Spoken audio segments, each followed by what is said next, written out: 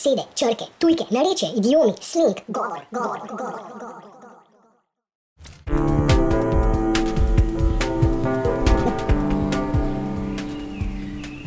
Ko razmišljamo o jeziku, pa se velikokrat sprašujemo, kako ga uporabljati, kako govoriti, kdaj govoriti pravilno, ali sploh govorimo pravilno. To je odvisno od konteksta govorjenja, ne? Mislim, govoriti pravilno, ta pravilno mogoče je malo obremenjen izraz, bolj bi rekli ustrezno, namreč enako nepravilno je recimo sovrstnikom govoriti knjižno, torej v kakšnem zbornem jeziku, kot pa v slengu. Bolj ustreza kontekstu, govornemu položaju sleng.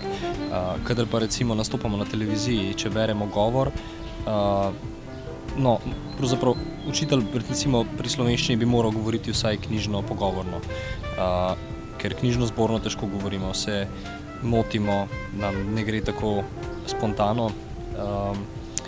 Kadar pa pišemo pa zborno in recimo napovedovalec na televiziji ali pa kakšen govornik na slavnostni prireditvi bi pa naj uporabljal prav knjižni zborni jezik. Da je obiskala delegacija Svetovne romske organizacije, ki obstaja od leta 1971.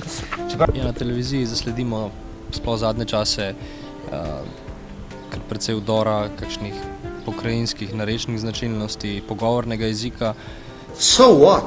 Oni so veliki zmagovalci. Kar nekoliko ne ustreza temu govornemu položaju, a ne, mislim, televizija kot nek masovni medij vendarle tudi mora skrbeti za neko kulturo jezika.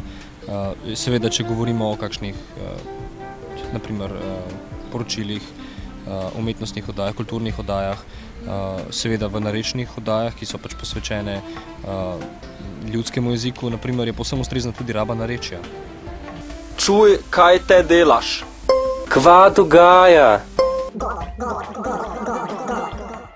Kaj pa recimo v kakšnih javnih nastopih, recimo politikov, vdor slenga, je primerno na televiziji, ni primerno, morda iz tvojega stališča? Ja, z mojega osebnega stališča bi rekel, da to je pač mogoče poskus približevanja ljudem, no. Poglejte, če bi šli na dopust, vse mediji imeli težavo, neka ta limonada z oklepniki je trajala do 21. septembra.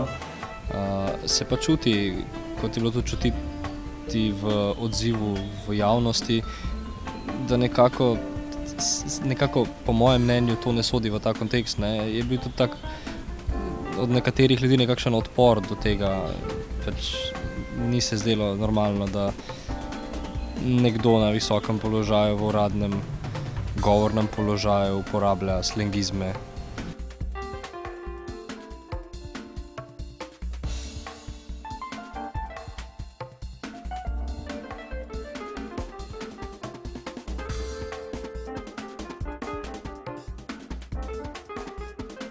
Je ničta končnica, torej ostaja.